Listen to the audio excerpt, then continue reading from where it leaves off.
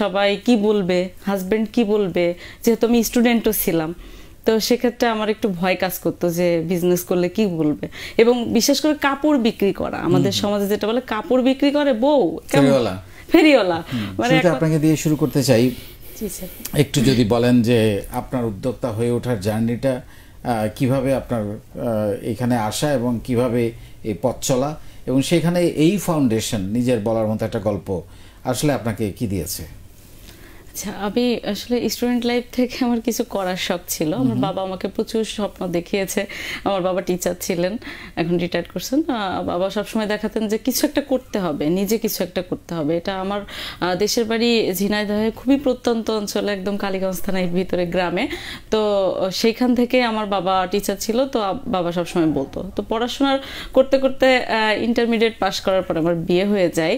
তো বিয়ে হওয়ার পরে স্টুডেন্ট লাইফটা খারাপ কাটেনি, কারণ আমার হাজব্যান্ডের প্রচুর সাপোর্ট ছিল।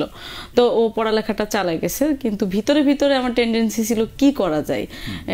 তো মূল স্বপ্ন ছিল যে ব্যাংকার হব বা টিচার হব। ম্যানেজমেন্টের স্টুডেন্ট ছিলাম আমি অনার্সে। তো আল্লাহর রহমতে অনার্সের রেজাল্টও ভালো করছিলাম। কিন্তু তার মধ্যে আমি 7 সালে বিয়ে হয়েছে। বিয়ে হওয়ার পরে আমি 9 সাল থেকে আমার একটা আত্মীয়র মাধ্যমে আমি জানতে পারি যে উনি হোলসেল করে প্রোডাক্ট, রেডিমেড গার্মেন্টস প্রোডাক্ট। তো ওনার কাছ থেকে উনি আমাকে ইন্টারেস্টেড করলো যে এই প্রোডাক্ট নিয়ে সেল করতে পারি কিনা। তো আমি লুকায়ে কিছু প্রোডাক্ট ওনার কাছ থেকে আনছিলাম বাকিতে, উনি আমাকে হেল্প করছিল। বাকিতে কিছু প্রোডাক্ট আমাকে দিছিল, ওটা লুকায়ে আলমারির মধ্যে রেখে আমি আমার বিল্ডিংয়ের যারা ভাবি আছে তাদেরকে দেখাইতাম, কারণ আমার পরিবারে আসলে আমি নিডি ছিলাম না। তো যার কারণে সবাই কি বলবে, হাজবেন্ড কি বলবে, যেহেতু আমি স্টুডেন্টও ছিলাম। তো সেক্ষেত্রে আমার একটু ভয় কাজ করতো যে বিজনেস করলে কি বলবে। এবং বিশেষ করে কাপড় বিক্রি করা, আমাদের সমাজে যেটা বলে কাপড় বিক্রি করে বউ, ফেরিওয়ালা, মানে এক কথায় ফেরিওয়ালা, যেমন কোমরে নিয়ে কাপড় বিক্রি করে, সেও কিন্তু কাজ করে। আজকে আমি এই পর্যায়ে এসে এখন বুঝতেছি যে সে কাজ করে, স্ট্রাগল করে এবং ইনকাম করে। তো এটা অনেক বড় একটা ব্যাপার, সে চুরি করে না। তো আমি ওইটা যখন সেল করে তখন আমি কিন্তু স্যার মজা পাইছি। যেমন 20 টাকা 50 টাকা একটা প্রোডাক্ট থেকে যখন প্রফিট করছি, এটা আমার মোবাইলে রিসার্চ করতে লাগছে। আমি ভাবছি যে না রে, মজা তো, ইনকাম করার তো একটা মজা আছে এবং একটা স্বাধীনতা আছে।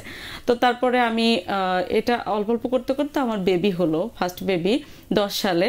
তখন আমি চিন্তা করলাম যে যখন বেবিকে লালন পালন করি, আমার কাছে স্যার আপনার বিভিন্ন সেশন দেখি, তো আমার কিন্তু এখন মনে হয় যে পরিবার আসলে ফার্স্ট প্রায়োরিটি থাকা উচিত। এটা কিন্তু আপনার কথা, আমারও এটা কথা। তো আমি এই কারণে আমার বাচ্চাকে আমি লালন পালন করি আর ভাবি এইটুকু বেবি রেখে আমি কিভাবে জব করব। তো তখন আমার একটা উদ্যোক্তা হওয়ার একটা স্বপ্ন আসে। তো ওইখানে করতে করতে হঠাৎ মনে হলো যে ছোটবেলায় তো আমার মা অনেক গুণী মানুষ, অনেক ভালো ডিজাইনার, সে অনেক ভালো ডিজাইন করতে পারে। মা দেখছি শাড়ি সেলাই করে, কাঁথা সেলাই করে নিজেদের জন্য, তো আমার জামা সেলাই করে দেয়। আমি ভাবলাম যে আমাদের ট্রেডিশন তো, হ্যান্ডিক্রাফট তো খুবই জনপ্রিয় আমাদের দেশের জন্য। তো এটা করতে পারলে আমি কিছু কর্মসংস্থানের সৃষ্টি করতে পারবো। গ্রামে যেসব মহিলারা মুরগি পালে, হাঁস পালে, গরু পালে, এদেরকে দিয়ে আমি হাতের কাজ করাবো। তো সেক্ষেত্রে আমি চিন্তা করলাম যে কি করা যায়। প্রথমে কিন্তু আমি সাহস পাই নাই যে প্রোডাকশনে যেতে। প্রথমে আমি ওই যে আগে যে রেডিমেড বিজনেসটা করতাম, ওইখান থেকে তো কিছু টাকা আর্ন করছিলাম অল্প অল্প। তো প্রথমে হাজব্যান্ডের কাছ থেকে চাওয়ার সাহস আমি পাই নাই। প্রথমে আগে বাকিতে আমি ওই হাতের কাজের কিছু পোশাক আমি একজনের মাধ্যমে কিনে যখন এই প্রোডাক্টটা আমি সেল করলাম, তখন আমি প্রথম সেল করছিলাম বাংলাদেশ ব্যাংকে জব করতো একটা আপুর কাছে। তো উনি যখন নিল প্রোডাক্ট নিয়ে, উনি খুব খুশি, বললো যে আপনি প্রোডাক্টটা ভালো মানের কাপড় দিয়ে করেন, আপনার প্রোডাক্টটা খুব ভালো যাবে। তো আমার মাথার ভিতরে আইডিয়া আসলো যে কিছু একটা ভালো মানের কাপড় দিয়ে করি। তখন কিন্তু আমি অনলাইনে সেল করি না, অফলাইনে সেল করি। তো সেল করতে করতে হঠাৎ করে এক বান্ধবীর সাথে পরিচয় হলো। ও বললো যে তুমি তো ভালোই করতেছো, একটা পেজ খুলতে পারো। তখন আমি ফেসবুক আইডি কি আর পেজ কি এই জিনিসটাই জানি না।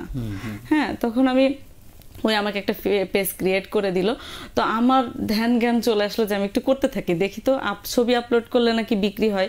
তো ওই যে 4টা জামা কিনলাম, তারপরে আমি বেক্সি কাপড় কিনতে তাকে টাকা দিয়ে দিলাম, 4000 টাকা হাজব্যান্ড থেকে তখন নিলাম। তো ও দিল আমাকে টাকা। কি করবা জিজ্ঞেস করার পরে আমি বললাম, ঘরে দেখে তখন কাপড়, তো কিছু বলে না।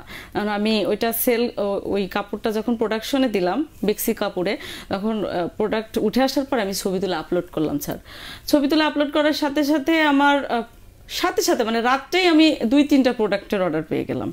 তো পরের দিন ডেলিভারি কিভাবে করব এটাও তো জানি না। তো আমার আবার অনলাইনে একটা অর্ডার দিয়েছিলাম আমি একটা প্রোডাক্টের, সেই প্রোডাক্টটা একটা ডেলিভারি কোম্পানির ছেলে আমাকে ডেলিভারি করতে আসে আমার বাসায়। তো তাকে আমি জিজ্ঞেস করলাম আপনারা ডেলিভারি করেন, আমারগুলা কি করবেন? তা বললো অবশ্যই আপু, কেন করব না। তখন ওর কাছে আমি পরের দিন ডেলিভারিটা দিয়ে দিলাম। ডেলিভারি দেওয়ার পরে স্যার ও আর ফোন রিসিভ করে না আমার। এখন আমি ভয়ে হাজব্যান্ডকে বলতেও পারি না। তো যাই হোক, তারপরে সে ফোন রিসিভ করলো এবং আমার হাজব্যান্ডের সাথে গিয়ে তাদের অফিস থেকে আমি টাকাটাও কালেক্ট করে আনলাম। তাদের কাছ থেকে আমি দীর্ঘদিন কাজ করছি, করার পরে আমি যখন কাজ করতে করতে গিয়ে যখন দেখলাম যে ইউনিক কিছু প্রোডাক্ট দরকার হয় আসলে, কারণ আমার এবার স্বপ্ন আসলে ব্র্যান্ডিং করা, যে আমার প্রোডাক্টটাকে আমি ব্র্যান্ডিং করব। তখন আমি কিন্তু আমার এলাকায় চলে গেলাম, আমার ঝিনাইদহ আমার বাড়ি। তো আমার মাকে বললাম, মা যেহেতু ভালো ডিজাইন করতো, মাকে বললাম যে এটা আমাদের করতে হবে, কিনে আর প্রোডাকশন করা মানে সেল করা সম্ভব হচ্ছে না, কারণ প্রচুর সেল বানাতে হবে। এবং যখন আমি কিনতেছি স্যার, তখন সমস্যাটা যেটা হচ্ছে সেটা হচ্ছে প্রোডাক্টের মানে কোয়ালিটি এনশিওর করতে পারতেছি না যে প্রোডাক্টটা কি দিচ্ছে আমাকে। তখন আমি ভাবলাম যে আমি র মেটেরিয়ালস নিজেই কিনবো। তো বেশ সাহস করে, আমার আম্মা তো মানে সাহসই পাচ্ছে না, বলতেছে যে না তুমি এত টাকা দিয়ে প্রোডাক্ট কিনবা, আমার হাতে ছেড়ে দিবা, আমি কিভাবে কি করবো। আমি না তুমি পারবা, আমি জানি মা খুব সাহসী, মার কাছ থেকে সাহসটা পাইছি। তো আমি বলছি যে না পারবা, সমস্যা নেই। পরে আমি স্যার কাপড় কিনে দিলাম। যখন কাপড় কিনে দেওয়ার সাথে সাথে আমার ওইখানে আমি 2টা টেইলার বানাই দিলাম। টেইলার বানাই দেওয়ার পরে আমি দেখলাম কি তারা 2জন স্বাবলম্বী হচ্ছে, আমার কাজ করতেছে। টেইলারের পরে এবার গ্রামে যত মহিলা আছে তারা চলে আসলো আমার বাড়িতে। যখন জানাইলাম যে আমরা কাজ করাবো, সবাই চলে আসলো। আসার পরে ওরা যখন ফার্স্ট মজুরি আমি ওদেরকে দিয়েছি, ওরা অবিশ্বাস্য, মানে ওরা এত খুশি হয়েছে যে ওরা কখনো এইভাবে ক্যাশ টাকা পায় নাই জীবনে হাতে। ওরা খুশি হয়েছে, কাজটাও খুব নিখুঁত করছে। তারপরে তো আমার ঘরে যখন প্রোডাক্ট আসছে আমি সেল করছি, আলহামদুলিল্লাহ দেখি যে খুব ভালো রেসপন্স, মানে যেই প্রোডাক্ট পাই সেই বলে লিমা আপু আপনি পারবেন ইনশাল্লাহ, খুব ভালো ভালো কাজ হচ্ছে। তো আমি আবার প্রায় সময়ই ফিল্ড ভিজিটে যেতাম স্যার। ফিল্ড ভিজিটে যাওয়ার পরে আমি দেখি যে সবচেয়ে ভালো লাগে যে সবাই যখন ছুটে এসে বলে কি যে লিমা আপু বা যার যে সম্পর্কে হয় বলে যে আপনি যেন কাজ ছাড়বেন না, আপনি যেন কাজ ছাড়বেন না, আপনি কাজ ছাড়লে আমরা শেষ। কারণ আমার বাচ্চার স্কুলের বেতন দেই, প্রাইভেটের বেতন দিই, এটা দিয়ে তারপরে হচ্ছে টুকটাক জামা কাপড় কিনে। এবং এরপরে কি হলো স্যার, আমার শখ হলো যে স্টুডেন্টদের দিয়ে কাজ করাবো, যারা স্টুডেন্ট গ্রামে, ওদেরকে করলাম যে তোমরা পরীক্ষায় ভালো রেজাল্ট করলে তোমাদেরকে গিফট দিব, প্লাস মজুরি তো পাবাই। তো বিভিন্ন কিছু আমি অ্যাপ্লাই করেছি কাজ করানোর জন্য। আস্তে আস্তে স্যার এখন আমার 5000-এর মতো কর্মী সৃষ্টি হয়েছে আমাদের খুলনা বিভাগে।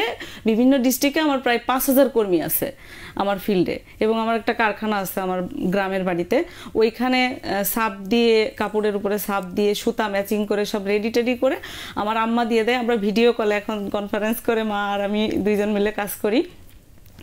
একটা কাজ পেয়ে গেল, মা তো একটা কাজ পেয়ে গেছে। মা তো হচ্ছে আসলে আমি আমার আব্বা মায়ের বড় সন্তান, একটাই মেয়ে আমি। এই শাড়িটা কি আপনার ডিজাইন করা? হ্যাঁ, এই শাড়িটা আমার ডিজাইন করা। এটা লিমাস বুটিক্স এর শাড়ি, অসাধারণ, খুবই সুন্দর লিমাস বুটিক্স এর শাড়ি। এবং স্যার এটা থেকে যেমন এই র ম্যাটেরিয়ালসটা আমি কিন্তু রাজশাহী থেকেই কিনেছি। আমি কিন্তু এটা পরবর্তীতে আস্তে আস্তে করে শিখেছি আপনার গ্রুপ থেকে, মানে আমাদের গ্রুপ থেকে, নিজের বলার মতো গল্প গ্রুপ থেকে আমি প্রচুর পারচেস করেছি। মানে আমি শুধু সেল করি না, আমি প্রচুর পারচেস করেছি আপনার কুমিল্লা থেকে খাদি, টাঙ্গাইল থেকে তাঁত, তারপর আপনার রাজশাহী থেকে রাজশাহী সিল্ক, আপনাদের মানে এই নিজের বলার মতো গল্প ফাউন্ডেশন থেকে আমি প্রচুর কালেক্ট করছি প্রোডাক্ট। মানে এখন তো নেটওয়ার্কটা খুব ইজি, মানে ইউ ক্যান, মানে যে কোনো জেলায় আপনি চাইলে খোঁজ পেতে পারেন। হ্যাঁ, আমি দেখছি যে যখন করোনাকালীন সময়ে বিশেষ করে আমি যখন দেখছি কি যে প্রচুর ছবি আপলোড করে সবাই বিভিন্ন যার ডিস্ট্রিক্টের যেই জিনিস, তখন কিন্তু আমি সার্চ দিয়ে খুঁজে বের করছি যে দেখি তো এখানে ওনাই কত রেট দেয়। আমি এক কুমিল্লাই হয়তো 10 জনকে নক করেছি কত রেট দেয় প্রোডাক্টের। তখন আমি যখন যার কাছ থেকে একটু সহজলভ্য পেয়েছি এবং সবসময় ফোন করে আলাপ করেছি যে কোয়ালিটি এনশিওর করতে হবে, যেহেতু প্রোডাক্ট র ম্যাটেরিয়ালস কিনে আমি আবার কাজ করাবো। এবং এটা কিন্তু স্যার হ্যান্ডিক্রাফট কিন্তু কঠিন ব্যাপার। এটা যখন আমরা হচ্ছে সেলাই করি, সেলাই করার পরে এটা ওয়াশ করতে হয়, কারণ একটা যারা স্যার কাজ করে রুট লেভেল থেকে যারা কাজ করে এদের সাথে কাজ করাও কিন্তু খুব টাফ।